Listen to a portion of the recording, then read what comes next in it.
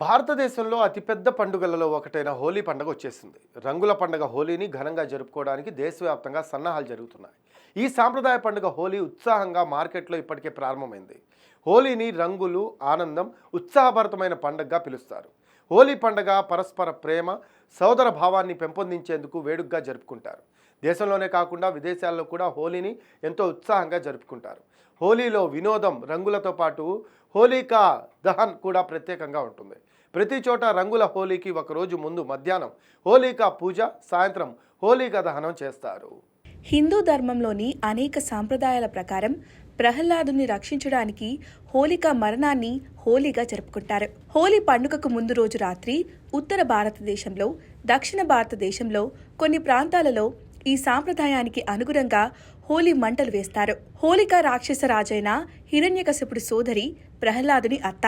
హోలికా దహనం లేదా హోలికా మరణం కథ అధర్మంపై ధర్మం సాధించిన విజయాన్ని సూచిస్తుంది. ప్రతి సంవత్సరం రంగుల పండుగ అయిన హోలీకి ముందు రోజు రాత్రి ఈ హోలికా దహన్ కార్యక్రమం జరుపుకుంటారు.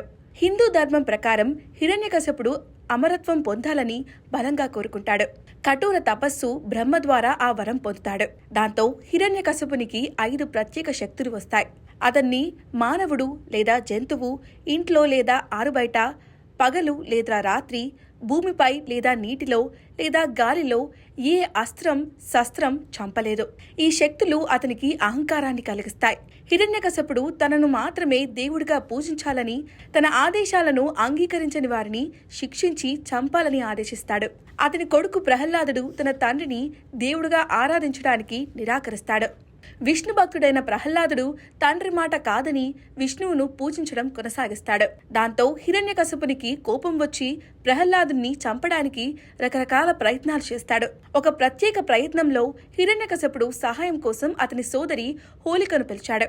హోలికకు అగ్ని ప్రమాదం జరగకుండా ప్రత్యేక వస్త్రం ఉంటుంది. హిరణ్యకశిపుడు ప్రహ్లాదుని హోలిక ఒడిలో కూర్చోమని మోసగించి ప్రహ్లాదునితో భోగిమంటల మీద కూర్చోబెడతాడు. అయితే అగ్ని గర్జించడంతో హోలిక దగ్గరున్న వస్త్రం ఎగిరి ప్రహ్లాదుని కప్పుతుంది. అలా హోలిక అగ్నికి ఆహుతవుతుంది. ప్రహ్లాదుడు క్షేమంగా బయటపడతాడు. హోలీ పండుగ ముందు రోజు హోలికా దహనం జరుపుతారు. హోలిక అనే రాక్షసి బొమ్మ కాలుస్తూ సంబరాలు జరుపుకుంటారు. భారతదేశంలోని ప్రతి వాడలో హోలికా దహన్ నిర్వహిస్తారు. సాంప్రదాయం ప్రకారం ప్రజలు హోలికా దహనం కోసం 1 లేదా 2 చెక్క ముక్కలను అందజేస్తారు. హోలికా దహనం సమయంలో ప్రజలు మంటల చుట్టూ చేరి కబుర్లు చెప్పుకుంటారు. యువత సరదాగా రకరకాల వస్తువులను దొంగలించి హోలీ మంటలో వేస్తారు. భారతదేశంలోని కొన్ని ప్రాంతాలలో ఈ రోజును హోలికా దహన్ పేరుతో ఒక పండుగలా జరుపుకుంటారు. మన దేశంలో హోలీ పండుగకు ప్రత్యేక స్థానం ఉంది. హోలీ అంటే రంగుల పండుగ. పిల్ల పెద్ద అనే తేడా లేకుండా హోలీ, హోలీల రంగ హోలీ, చెమ్మకేలి హోలీ అని పాడుకుంటూ సంబరాలు చేసుకునే రంగు నీళ్ల పండగ. గతంలో ఉత్తర భారతదేశానికి మాత్రమే పరిమితమైన ఈ పండుగను ఇప్పుడు దక్షిణ భారతదేశంలో కూడా జోరుగా జరుపుకుంటున్నారు. అయితే ప్రాంతాన్ని బట్టి హోలీ జరుపుకునే పద్ధతి మారుతోంది. రంగులు చల్లుకోవడం, కోలాటాలు ఆడటం, హోలీ పాటలు పాడుకోవడం సాధారణమే అయినా వీటికి అదనంగా ఒక్కో ప్రాంతంలో ఒక్కో పద్ధతి ఉంటుంది.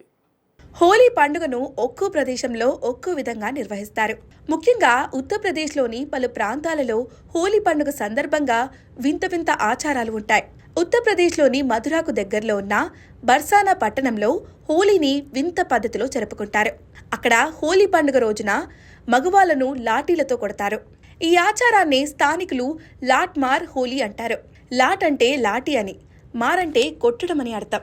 అయితే హోలీని ఈ వింత పద్ధతిలో జరుపుకోవడానికి ఒక ప్రత్యేక కారణం ఉంది. పురాణ కాలంలో కొంటి కృష్ణుడు తనకెంతో ఇష్టమైన రాధ వాళ్ళ గ్రామం బర్సానాకు వెళ్లేవాడని ప్రతీతి. అక్కడ రాధను, ఆమె స్నేహితులను ఆట పట్టించేవాడు. శ్రీకృష్ణుడు ఆడపిల్లలను ఆట పట్టించడాన్ని గమనించిన ఆ గ్రామంలోని మహిళలు ఓసారి ఆయన్ను సరదాగా కర్రలతో కొడుతూ తరిమేశారు.